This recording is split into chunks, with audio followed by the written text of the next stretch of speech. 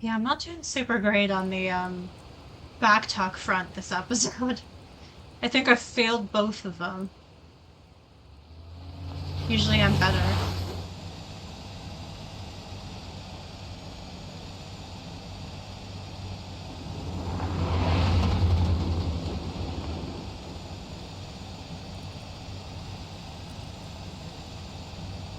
The song that plays here is really fucking good. Jesus.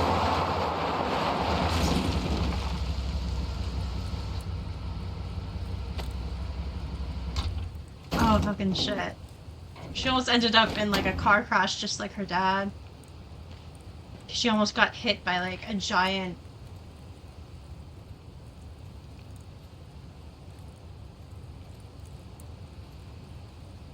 whatchamacallit, So semi-truck or much whatever. destruction.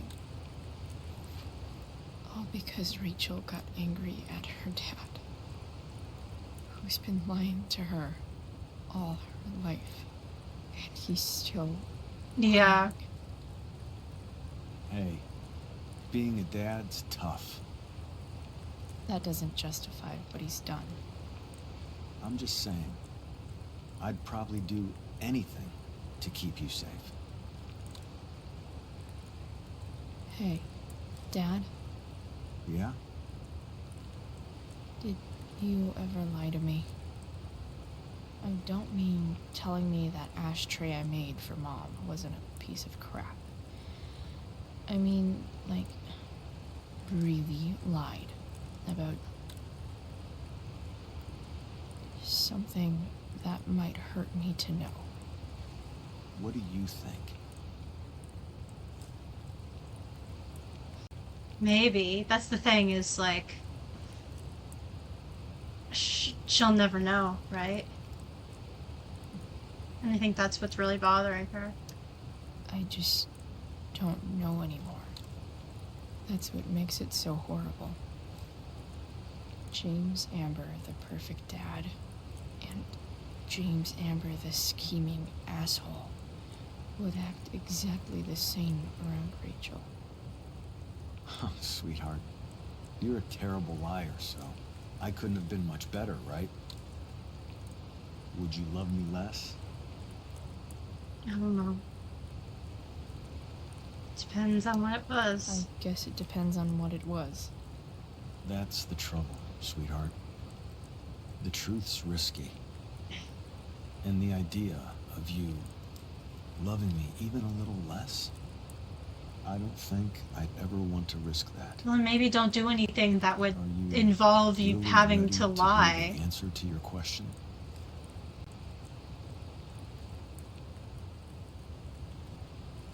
That it something that it would like really, really hurt her to know.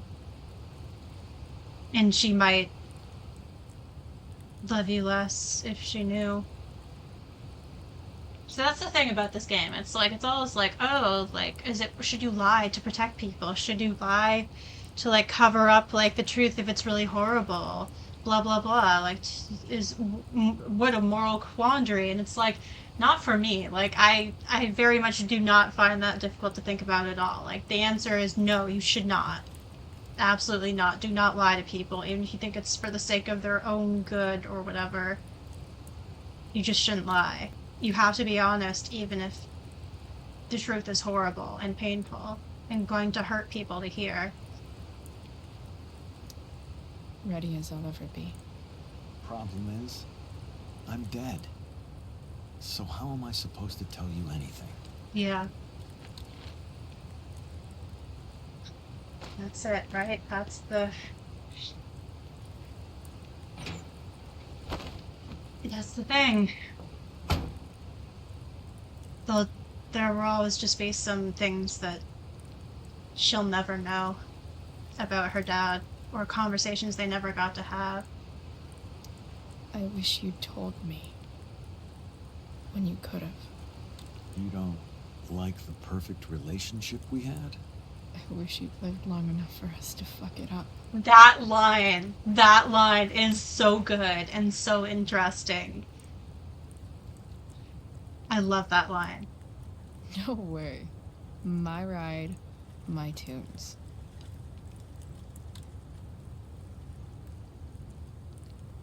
Just walking out to the sound of silence.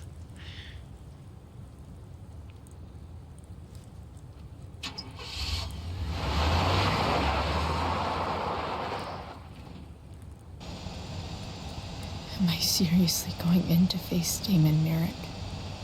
All for Rachel. Am I crazy? Hella crazy. I'm The glad you're joy here, that Frank. brings me You is don't so want me to go? extreme. No. I like the company. Besides, you don't want to miss this.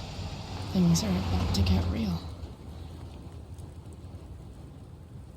Oh, it fills me with so much joy.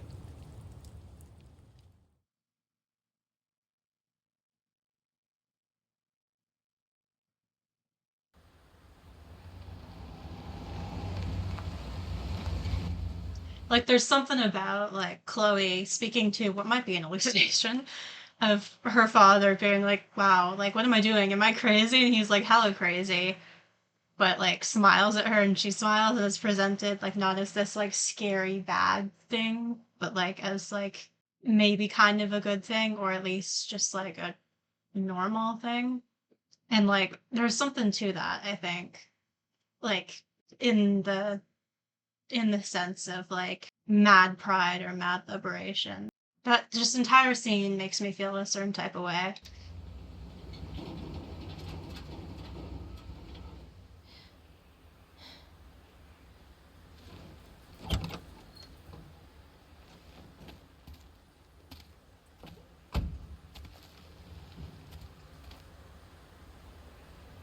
Shit. Is that blood?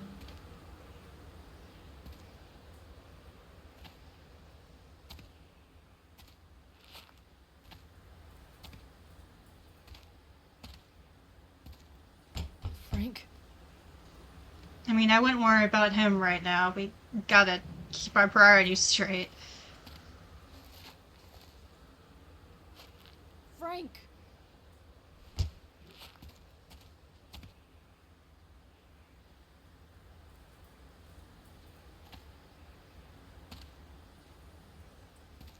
Shit, this is bad. I'll get you help, Frank. But first, I've gotta help Rachel's mom.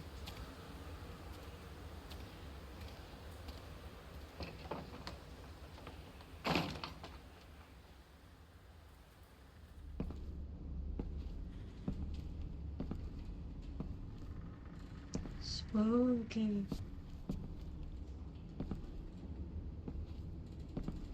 Boogity boogly. Where the hell is Sera?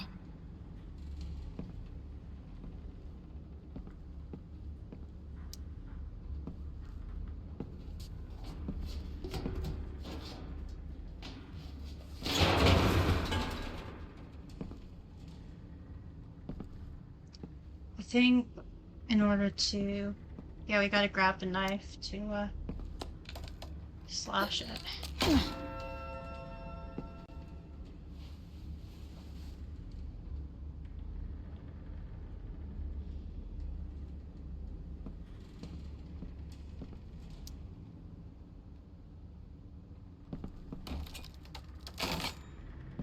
I'm not afraid.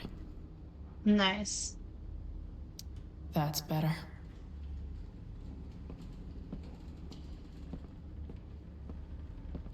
Frank's couch is toast.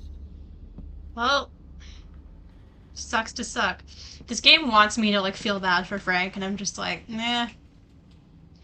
Like, I'm not forgetting all the shit he says and does in Life is Strange Sarah's 1 got to make you not blood like to him. say the bone made it.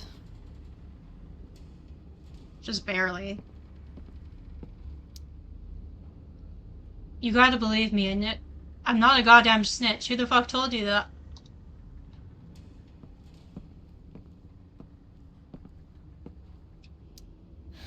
No more beer. No more time. I've got to keep moving. Where's the homicidal drug dealer, Spooky Deerhead? I don't know why that made me laugh.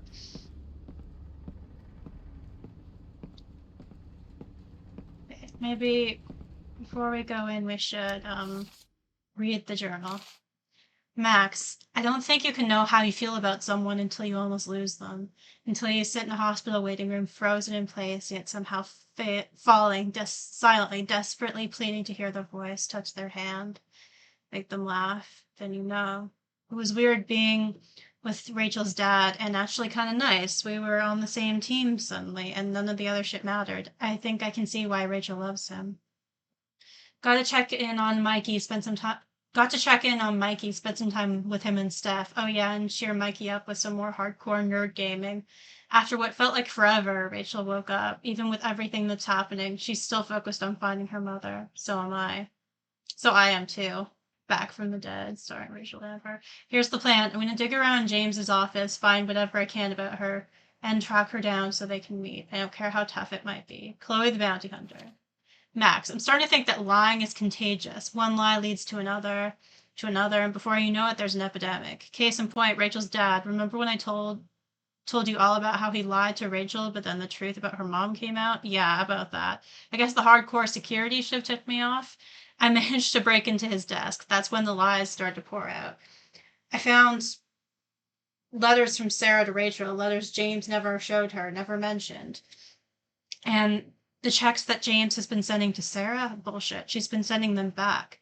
This lying asshole has even been working with Damon fucking Merrick of all people. I had to lie too by pretending to be James. It was crazy. I burnt actual evidence, which means I should probably burn this journal too. Then I ratted out one of the skeevy guys who harassed me at the fireworks show. Serves him right. Finally, I found a stack of money that Damon's been waiting for James to give him in exchange for hurting Sera, I think. How can people be so fucked up? I almost wish I could forget everything I found today. Almost. Because now I know where Sera is, and nothing will stop me from getting to her. Chloe, liar of lies. Max, you know that poem that goes, like, some say the world will end in fire? Chloe quotes that in the beginning of episode 1. Some say in ice, and fire is supposed to be desire, and ice is supposed to be hatred. Yeah, put me down for one of each. Elliot followed me to Rachel's house. Turns out he's been, I don't know, watching me, or at least paying close attention to what I've been up to with Rachel, and he does not approve. I honestly had no idea Elliot had this side to him. He truly hates Rachel. At one point, he literally refused to let me leave until I saw the truth about her. He was psycho rage angry. I was afraid. And I also didn't have time to talk to him. So I got the bright idea to secretly call 911 when he wasn't looking. And it backfired big time. Elliot caught on to what I was doing and got even madder. He cornered me, but I broke the window and set off the Amber security alarm. That got him away pretty quick. Truth is, I almost feel bad for Elliot. He made this terrible decision to become obsessed with me. I just have way more important shit to deal with right now. I mean, don't feel bad for him. Like, that's on him. Chloe, evader of creeps. 911.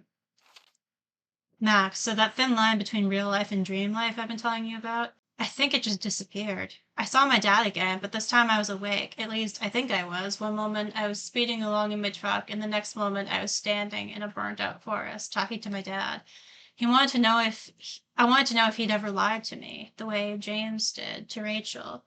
But he couldn't tell me. I suppose that's one advantage dead people have over us. If dreams can blend with reality, then I guess nightmares can too. That's exactly what the mill feels like now. Frank's RV is here, smeared with blood. I really hope Frank's okay, but I have to get to Rachel's mom. I don't know what I'll find, but I have to. For Rachel. Chloe the Unreal. That's interesting when you think about, like, reality. And the game, I think, keeps it, like, purposely vague, like, exactly what's going on there and why Chloe can speak to her father, like, during waking times now. Whether she's, like, actually has some kind of psychic power and she's actually like, maybe, like, speaking to, like, his ghost or spirit or something. Drew. Hey, Price. Thanks again for playing with Mikey. Haha, that was a good game. Good luck with whatever you're dealing with. Be safe. That's from all of us. Thanks. Mikey says, tell Chloe she can handle anything. Hope so. That's sweet. I actually love how, like, Chloe starts to kind of, like, collect, like, people who care about her, like friends almost. Like, she's got Rachel, but she's also got Steph and Mikey, and almost kind of a little bit Drew. Well, they're getting more friendly. They're not exactly friends. And Yeah, it's nice to see her less alone. No!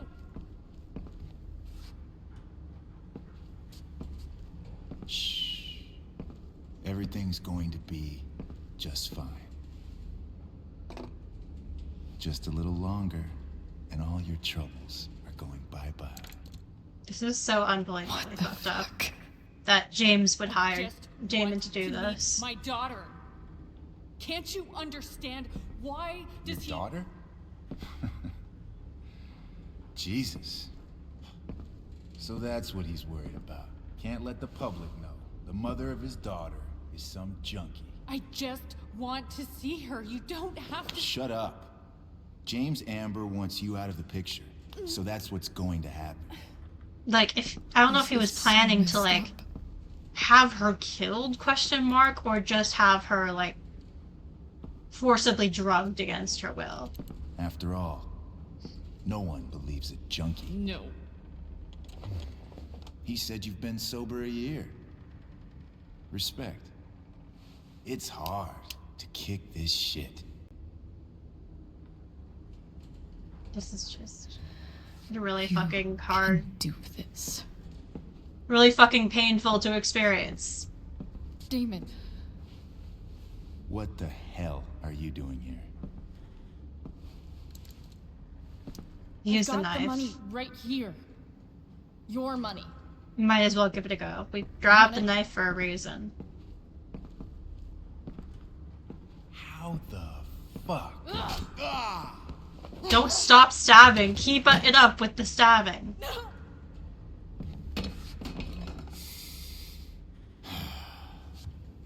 That's kind of a deep cut. Over. Damn. Leave her alone. Shut up. What the fuck? I mean, he hits her no matter what, so might as well just... You boosted the DA's shit? Got my money? get at least Burn one the good evidence? slash in. All that? I'm just trying to help. Get away from her. I said shut the fuck up! You are one stupid, crazy bitch. Should have never got mixed up in The this thesis shit. of DA's family, Chloe's an out-of-town junkie? experiences in both Life is Strange 1 and Before the Storm. Schoolgirls? It's there. It's summed up pretty well there. Yes. Like neuromisogyny, the mixing of like sanism and misogyny together in like the way people treat and perceive her, the violence of men towards her. It's okay. A girl's first time should be special. No. Not so tough now, are you? Go to hell. Go to hell. That's the spirit. Hey. Seriously, like I know I've Touch said her it again. before, but like, what the fuck? Kill you. Is that so? Try me.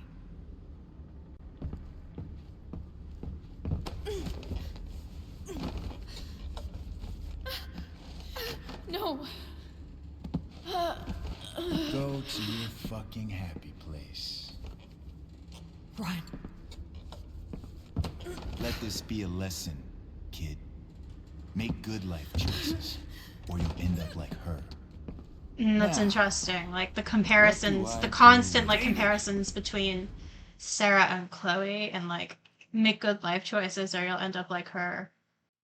The idea that like Sarah in some ways represents like a potential future for Chloe, but also kind of a reflection of her present because like she's already like it's funny because like she like says like later on when she's talking to Sarah that she doesn't know anything about addiction, but like she's already like heavily self-medicating with like weed and alcohol and smoking and is already like targeted for violence by men because she's vulnerable and because she is disabled as a result of neuromisogyny, like I said. And like a lot of people already see her as like expendable and like don't believe her or listen to her. Like, it's interesting. Like Damon said, no one believes a junkie.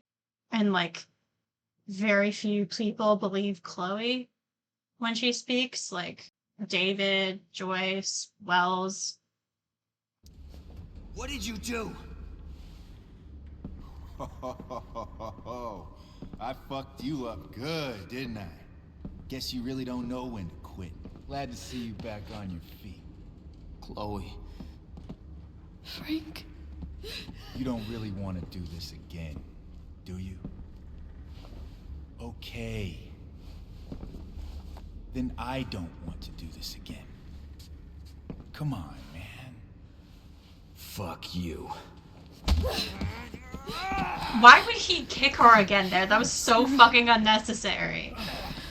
Rachel, your daughter, she...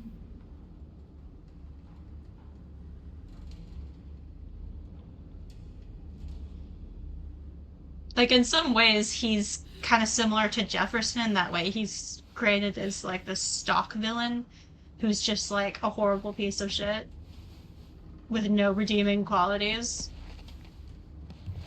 Sera? And preys on teenagers just because reasons. Chloe Price.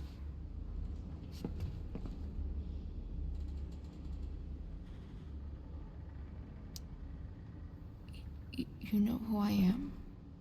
I saw you in the play. You were funny. Thanks. Sit. There's specific dialogue options, I think, that if you choose, you can get it so that, like, Sera and Rachel Sera. will meet. Are you okay? I'm gonna try and do that from memory. We need to talk about what happened. I am so sorry for Rachel. Can never know.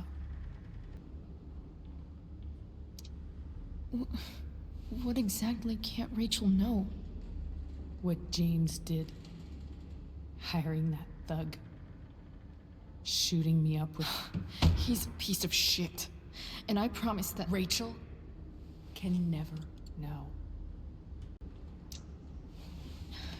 Tell me why. Doesn't she deserve to know what her father did? No.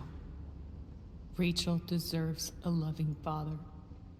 A father who cares for her. James is a liar. James is a desperate man who loves his daughter. And she loves him. Tell her what happened here, and you'll take that away from her. Forever. This is frustrating. I talk about this in my video essay. It's frustrating but understandable, unfortunately. Like, it's very clear here the way she talks about James, and like and the way she also talks about like herself, and how like she's so like concerned with like prioritizing sort of preserving Rachel's like opinion of James and relationship with James. There's a couple things going on here. Obviously, like her like internalized, like deep internalized ableism and self-hatred. Also, it's interesting because like she's essentially doing like echoing James's actions of like stripping Rachel of her agency. They're trying to keep this truth from her and trying to get Chloe to lie as well, and like saying that Rachel doesn't deserve to know the truth. It's interesting the way she like sort of takes on like that same role that of James's, and like perpetuates his like basically like misogyny and like paternalism towards her, because he's clearly like, because I talk about this in my video essay, she's clearly like internalized James's narrative, right? Like James's ableist misogynistic narrative about her, and also about keeping the truth from Rachel.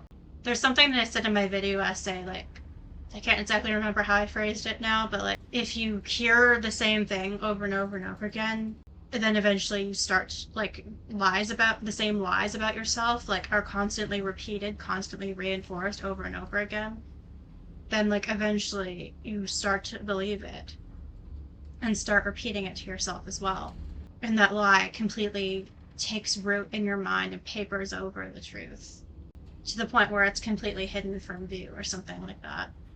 And then it's like, yeah, that's clearly what's happened here with her, and it's frustrating. And like, I go through the process of like being angry at Sera and also feeling bad for her at the same time.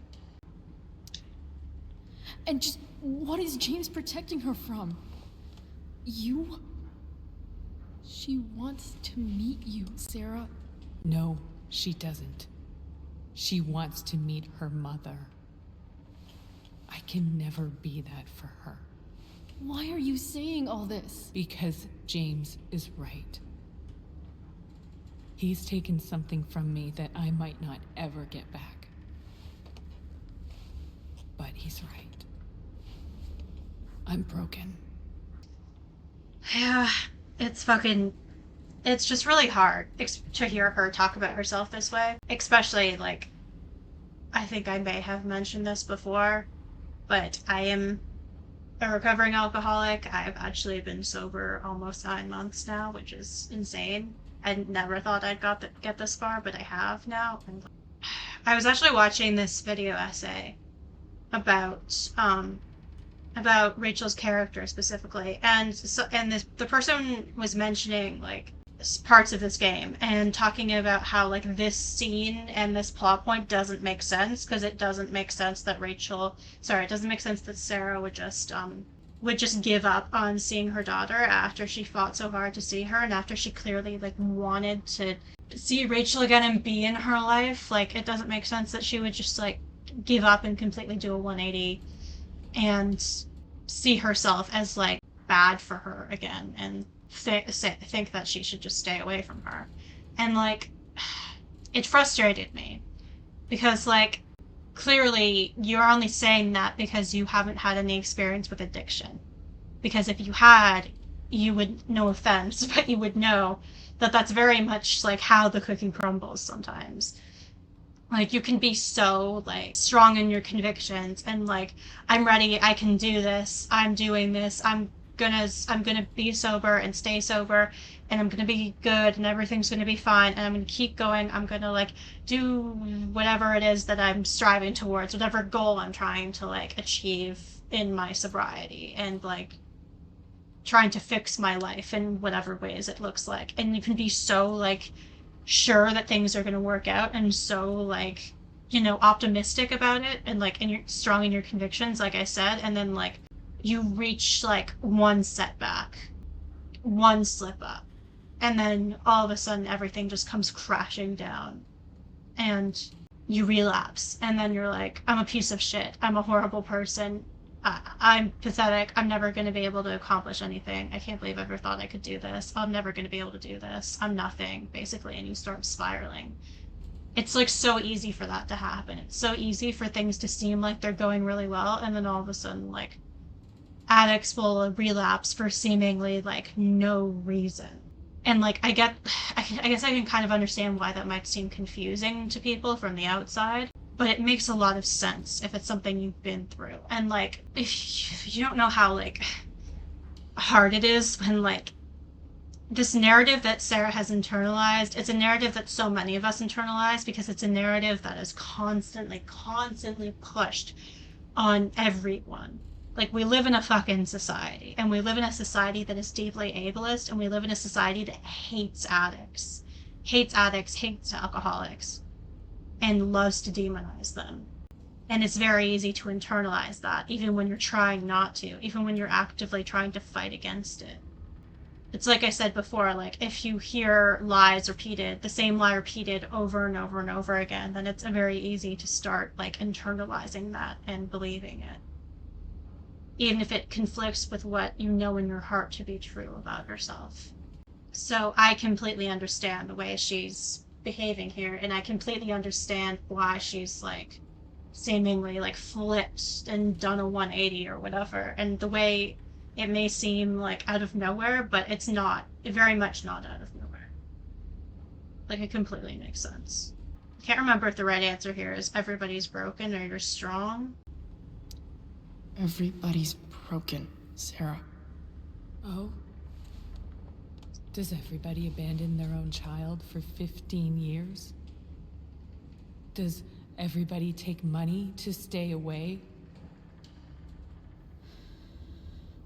You're here now. That's what matters. What do you know? I know Rachel needs you. I know loss. Okay, we are very much not bringing up Max right now. Like, excuse me, as much as I love Pricefield, this is like very much not about Max. But yeah, what she was saying about like, does everybody like abandon their child for 15 years? I mean, that very much wasn't her fault, her decision. Like, James took Rachel away from her, and then like it makes sense that she took money to stay away, like I said at the beginning of this episode, because everyone needs like money to survive because we live under capitalism. And like, if she was still actively struggling with addiction, like there's no way that she would have been able to like win custody if she ended up in a custody battle with James. And everyone does shit, like not those exact things, but everyone has their shit, like that they struggle with, some more than most. Like, I'm not trying to like universalize like addiction or disability, obviously, but like everyone's traumatized under capitalism. Everyone makes choices that are maybe not always great. I lost my father 2 years ago. How? Car accident. He was picking up my mother from the grocery store. Picking up and my a lover truck from the ran a grocery red store. light, and Sorry. that was it.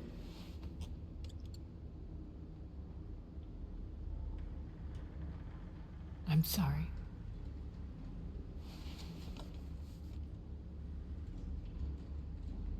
You don't know what this is to me. Every pain, every fear, gone. No more sadness, no more grief. Why would anyone not want to feel that way? Ever. That line just... That line... It stuck with me in a way that I can't fully explain. Like, it's just how much that hits. Like, oof. Why would anyone not want to feel that way? Like, I remember for the longest time, like, that was basically like what I said about not getting sober and why I kept drinking. Because like, why would it make logical sense to be sober, like, in this world, dealing with everything I had to deal with? Like, I just couldn't see like why that would make sense. But you don't want to hurt the people you care about, the people in your life, and you don't want to hurt yourself. Rachel needs you. I don't know anything about addiction, but I know what it's like to be needed by See, she someone. says she doesn't know gives anything you about strength. addiction. That is funny to me because, like, Chloe, baby angel girl, you may not see yourself that way, but like you are like heavily self-medicating. You never knew you had. Rachel needs you. Rachel needs her family. I recognize I might not know what the fuck I'm talking about here, but I wish you could know how amazing Rachel is. I know. She's fearless. She's brilliant and talented. And she feels so much. She's so strong. She's had a good life. Raised in a loving home, given opportunities I could never give her. At least talk to her. She's felt like something's been missing her whole life. She told me so. That something was you. She didn't miss anything. She has a perfect family. She doesn't have the perfect family. I used to think my dad was perfect. But now I realize He was probably just as messed up as everyone. And it doesn't make me love him any less. That's a nice thought. What Rachel needs, though, is not to have her father taken away from her. He doesn't It's deserve... not about James. It's not about me, and it's not See, about she you. may say that, but It's about Rachel. she's making this decision Tell her for what James Rachel. did. So clearly she is making this about her a little bit, because she's making this decision based on what she thinks is the right thing to do. And you'll be killing him for her. You understand that, don't you? You This lost is- your father. This is on Do James. you James really made wanna these put Rachel through choices. If Rachel doesn't want to speak to her father ever again and it ruins their relationship, that's on James, not on Chloe for telling her. Like, again, it's like the thing that I was talking about earlier. The idea that telling someone the truth about, like, a horrible, shitty thing that someone did is, like, almost is as bad as that horrible, shitty thing, or somehow worse. And it's like, no. Like, very much, like, that's on them. Like, however the person feels, if you tell them the truth about it, that's on the person who did said shitty thing. That's not the fault of the person who told you. Like, and I feel like a crazy person, because, like, I'm a parent, like, apparently I'm not supposed to feel this way, or I'm supposed to be conflicted about it, but, like, seriously, like, I don't get why everyone doesn't feel that way. Because that's so obvious to me. This completely is not on Chloe. Like, it is not her fault for, like, telling Rachel the truth about a horrible, fucked up thing her father did. Like, if that causes Rachel pain, that's not Chloe's fault. That's not on her. That's on James. The worst mistake you ever made was giving Rachel up. That's what you said in your letter to her. You read that. You don't have to make the same mistake twice. Nothing can change the mistakes I made. I'll never get to be Rachel's mother. Not really. But there's one thing I can still do for her. The only thing I can do. Let me give her the father she deserves. The one who raised her, protected her. The one who loves her more than anything. You can do whatever you want, Chloe. You have the power. What you have to decide is whether you're going to protect Rachel or cause her even more hurt. That's not... So But please, that's not the decision, though, is it? tell her I was never here. Let her have what peace she can. Lying to someone isn't protecting them. And if, like I said, like, if telling someone the truth about something hurts them, that's not on you. Without me.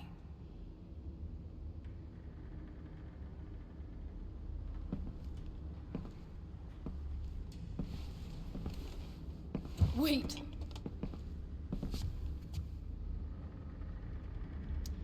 Don't go, Sera. I'm done here. Goodbye, Chloe.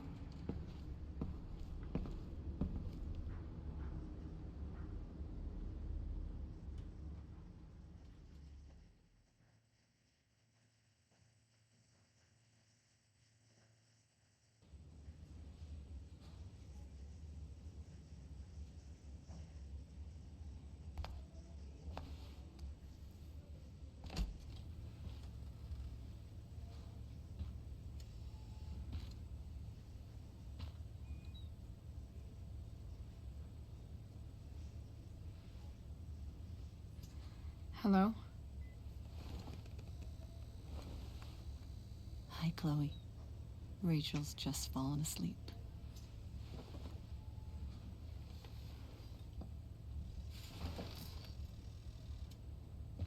I know she'll be thrilled to see you when she wakes up. Maybe come back a little later. Hey, Go back to sleep, kiddo. You need your rest. Can I talk to Chloe? Alone? For a minute? Okay, sweetie. We'll be right outside.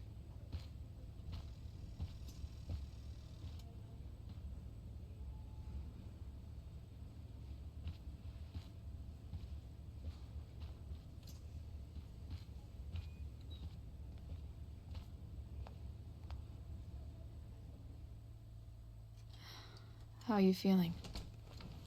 Like I got stabbed? Doc says there'll be a sick scar. Maybe a tattoo is in order. Fuck yeah. We never actually escaped. Did we? We've got time. In theory. All the time in the world. Oof. So, Ouch. how did everything go? Ouch on the couch.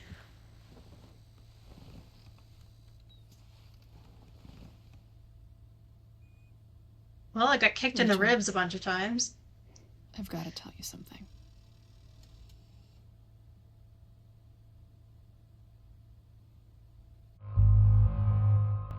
Well, I think I've already said my piece. Tell Rachel everything.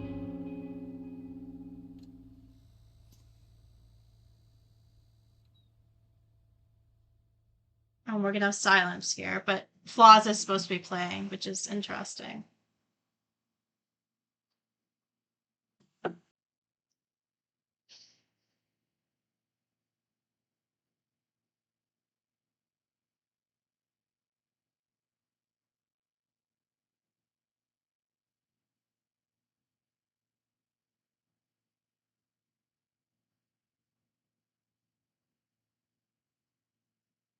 Well, well, well, this is the consequences of my own actions.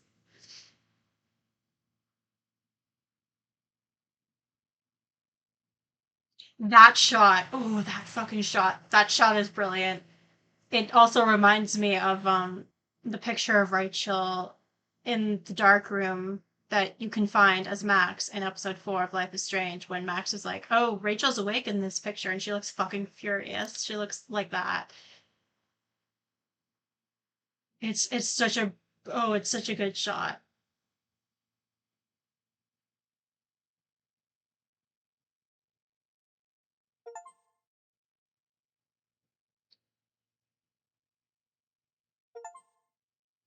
Oh, boo fucking who. I ruined my own life and my own relationship with my daughter because I was a piece of shit. Woe is me.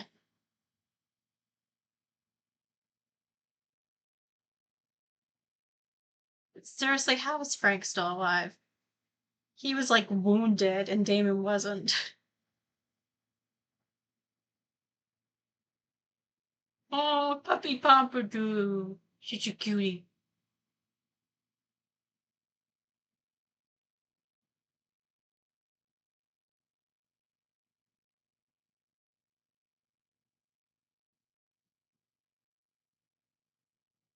Ew.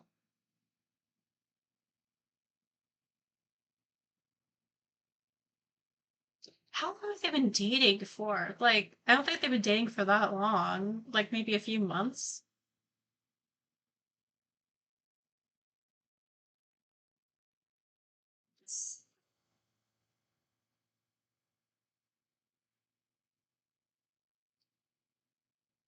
That's brilliant.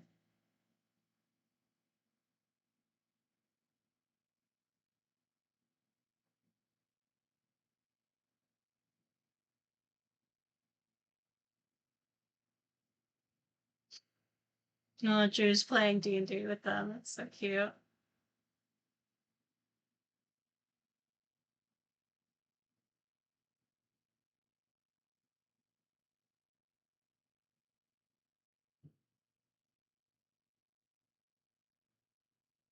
Thankfully, Samantha is avoiding him.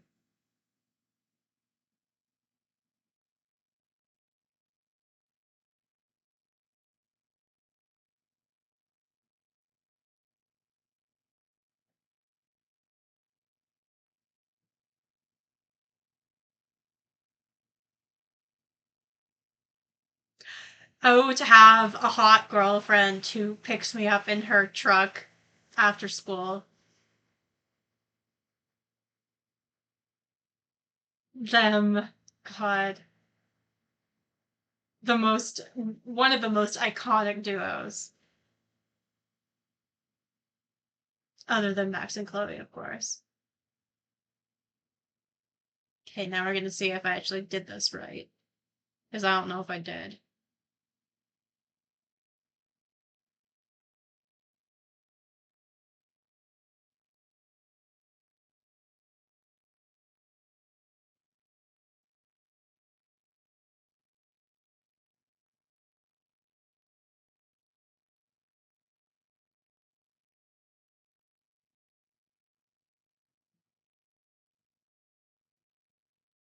Yeah, I don't think she's showing up, because I think that scene's different. If yeah, okay, I messed that up. I think you're supposed to say you're strong instead of everybody's broken, but whatever.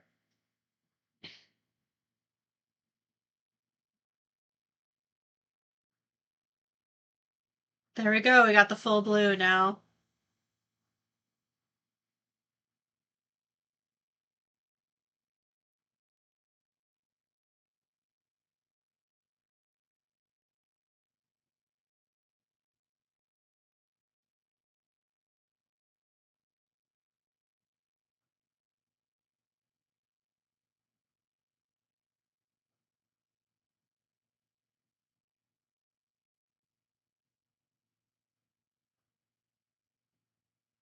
Running her name under Chloe's on the wall.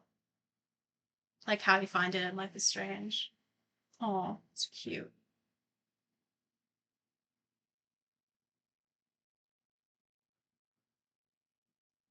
And their tattoos.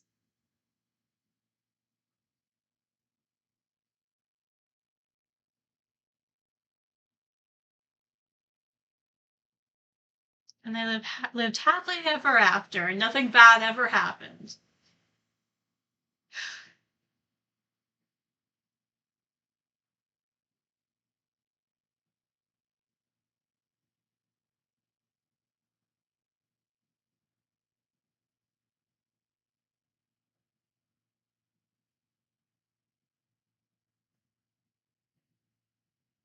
And I wish that could be the end, but unfortunately, there is a post-credit scene. You told Rachel the truth 49%. Most people don't tell Rachel the truth. It's a pretty even split, but hmm. But there's a slight majority of people not telling Rachel the truth.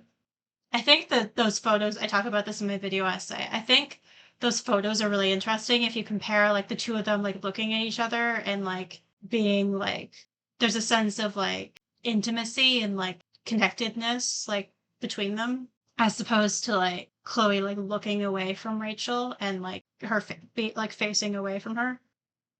Okay. You killed the plant with soda, 82%, or you killed the plant with neglect. So I was right. It was soda, not beer. You rejected David's photograph, 10%. Most people do. Uh, some of you need to grow a backbone. No shade. You didn't have Drew's money at the start of the day, 66%. You visited the Norths at the hospital, 78%. How come it didn't count as you played tabletop with Mikey?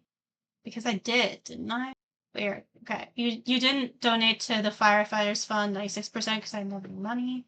You convinced Damon that Sheldon was the snitch, 55%. Rachel didn't meet her mother, 80%. Yeah, most people don't get that.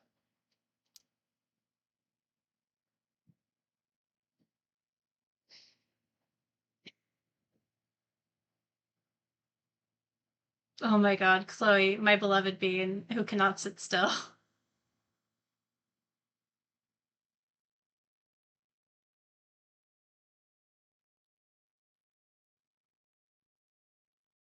Yeah, and those are the photos you find in Life is Strange 1.